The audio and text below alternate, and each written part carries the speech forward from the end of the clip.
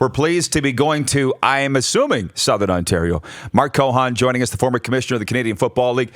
Good morning, Mark. How are you? Hey, guys. It's been a long time. Far, far, far too long. And I know this interview had been lined up for some time here. Your TED Talk has come out since, and that's kind of put you in the news, by the way. Can you talk a little bit about how that came about and what your topics are in it for our viewers that maybe haven't seen it? Yeah, it was really fun. I was actually flying on a plane back from Ottawa from a meeting, and a woman sitting next to me is involved with TED Talks in Toronto. She said, I recognize you. You're the commish, or yes, people still call me that.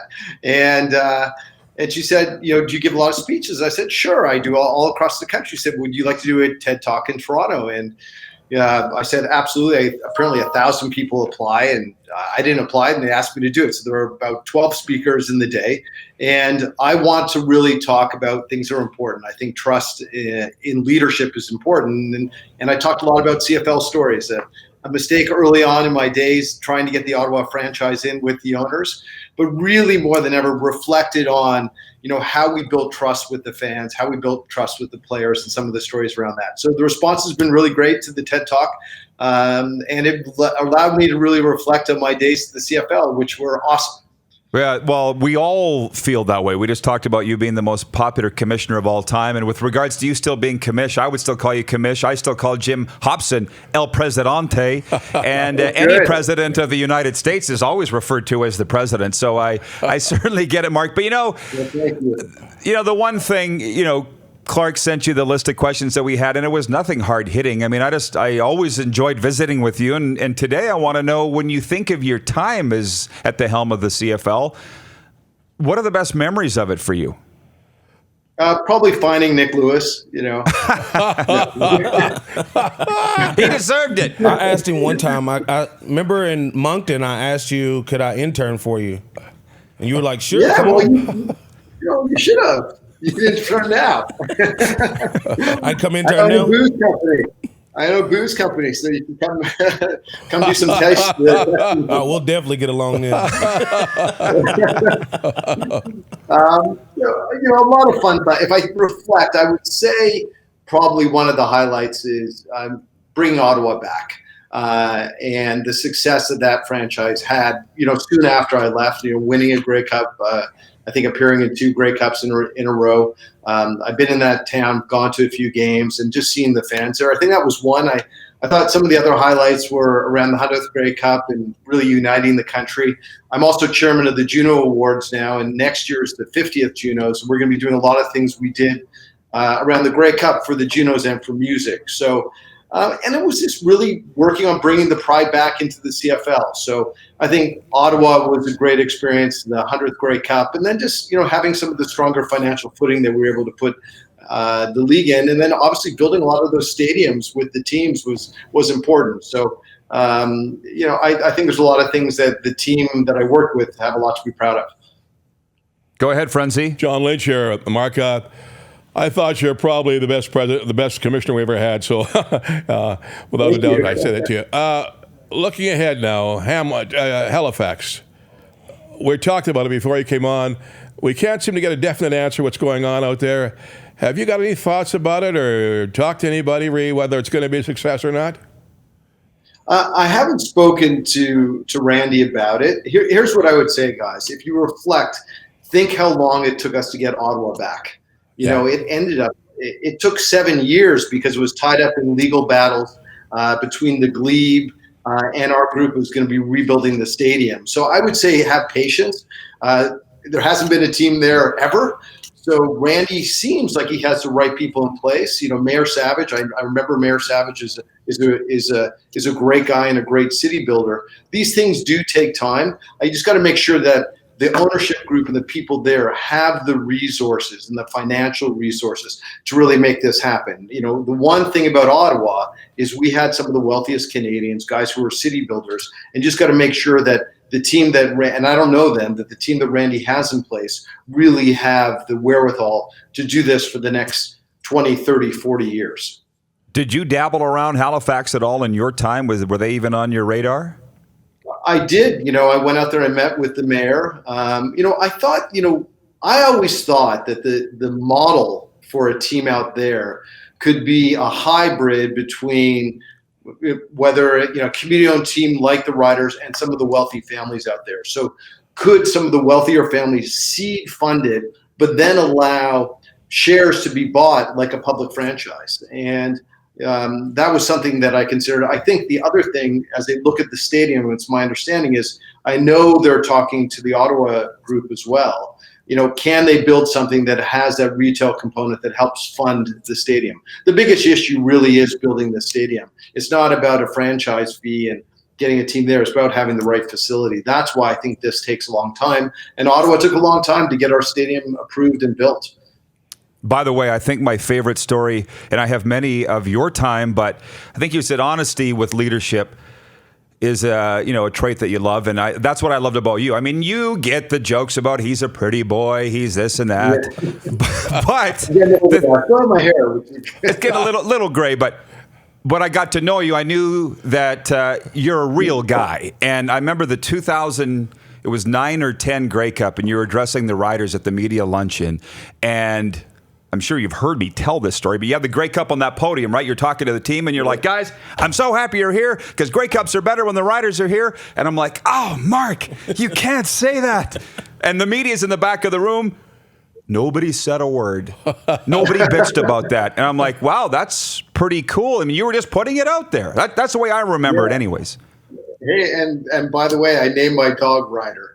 But I not in too much trouble back then. But listen, I guess I can't remember how many times. I think they were in the Grey Cup four times, maybe in my tenure when I was there, and it always was fun because, as you know, the community rallies around it. And I'm excited. I'm coming back to not to Regina, but Saskatoon in a month because I also chair the Junos, and the Junos are going to be in Saskatoon. So it's going to be a great party on March 15th there, and it reminds me of a mini Grey Cup as well.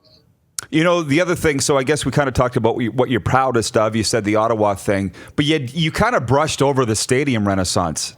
That's no small thing either, Mark. I mean, when you turn on the television and you watch games out of these stadiums, it's a big-time feel. And when you came in, that wasn't the case. We were playing in dumps. So was that? Well, Nick's got some thoughts on that. Nick, what do you think about that? Huge. Would be part of his legacy. It's huge, yeah. I mean, we remember the old stadiums that we had to play in those locker rooms. The Hamilton Stadium, especially, like it was a jail. Yeah, it was like you were in a dungeon. There was no, especially when you played there in the summer, and there's no AC. You just got the door open, and it was pretty bad, man. I appreciate you for that. Right, some years on it. And you had Belly walking into other locker rooms too. But I agree. Like, if I think about it, a lot of my time was spent with the teams and with governments pitching them on stadiums. Whether I think about BC renovation, Edmonton improved their seating when I was there. Obviously, what happened in Saskatchewan and Winnipeg, Hamilton. I remember sitting down with Premier McGuinty and helping get the final $25 million over the goal line. Montreal refurbishing their stadium. So. You're right. That was a big part of my tenure and my legacy. But I would say that's also part of pitching that the governments believed in us and where the league was going, and that was part of the story. So thank you on that. How do you like the Juno bit? Oh, it's fun. It was interesting. I don't know if you remember Phil King. He used to run TSN. When I left as commissioner, Phil was on the board of the Junos, and they were looking for a new chairman. And Phil called me and said, Mark, the Junos are for the music industry what the Grey Cup is for the CFL. So we can learn so much from you. And it's been a fun run. This will be my 5th Junos. And I'm the chair. I'm not the CEO. So that has been a lot of fun. And as I said, next year is the 50th in Toronto, but Saskatchewan and Saskatoon is going to be a lot of fun. We got a great lineup. Jan Arden is going into the Hall of Fame. We've got some young artists. We got the Glorious Sons. Sheepdogs are doing an opening concert for us. So some local boys. So that's going to be great. But I also, as I was joking with Nick, I'm part owner of a spirits company. We have a product called Georgian Bay Gin Smash. This year in Canada, but mostly in Ontario, we sold 14 million cans. Wow. And we're launching in Saskatchewan this year. So hopefully I'll come out and, people will put the pill down and they'll drink some Gin Smash. Hey, you let me know. I'll be there and I'll support you. I'll put it out to all my people because most of my people drink. We'll take a fan question. Jason in Red Deer's watching. He says, can you please ask Mark what his thoughts are on the oddball rules in the XFL and if he thinks similar rules would be good for the CFL? It's hard for me to call. I haven't watched all the rules, but I will tell you, they approached me about becoming commissioner of that league, and I was like, you know what? I had such a fun run to the CFL. I'll leave on a high note. But I guess the question for me is, so I can't comment. I haven't watched any of the games. I haven't seen all the rules. My question for me is, how is this going to impact the CFL with other players? Have teams started to see that yet? We're going to find out once this XFL season's over, and I'm sure there, players are going to come up here from the XFL, and I think in 2021 we will see some of these rule adjustments. Actually, not just in the CFL, I think in the NFL too, like that kickoff rule. Yeah, I think the kickoff rule is the most important. Do you want to explain to Mark what they're doing with the kickoff? You're the football guy. So basically they're kicking off from their own 25-yard line. The kick has to go between the 20 and the end zones, and it's automatic return. But the returners, the kicking team lines up at the 35, and the at the blocking team plus 35. The plus 35, and the blocking team lines up 5 yards in front of them. So it takes out the whole long run, and it's basically everybody still across from each other. And once the returner catches the ball, everybody can move. So it just turns into almost like a punt return where everybody's they're only 10 yards apart. Yeah, 5. It's 5 yards. Is it 5 yards? Yeah. So there's minimal collisions. Man, what's the run back's been like? It's been good. I mean, they've been getting it out to about the 35, 40, because, really there's no second line, right? Because everybody's usually about 20 yards from the returner when he catches it, lined up across the field. So there's really not no secondary line. So once you make it through, you're gone. Good. But I don't think there's been a return touchdown. No, there hasn't been a return touchdown. No, it hasn't been. Been a lot of good returns out to the 40 and midfield. So main thing, there's been no injuries. No injuries. So that's the reason they do it. Yeah. Mark, just before we let you go, you talked about leaving on a high. I mean, when the news came down that you were leaving, I was stunned, little disappointed. But I guess it is the Seinfeld thing of leave them wanting more. So no regrets leaving when you did? No, it was, for me, it was the right time. It was almost 8 years. It was two terms. I love the league, and it's such an important part, and it plays in my heart.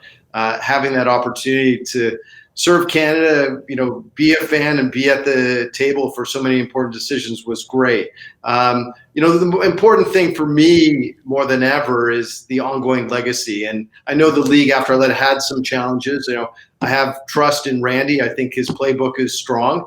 And we just got to keep on building. And that's the most important thing, that people have to continue to rally around a league that means so much to so many people.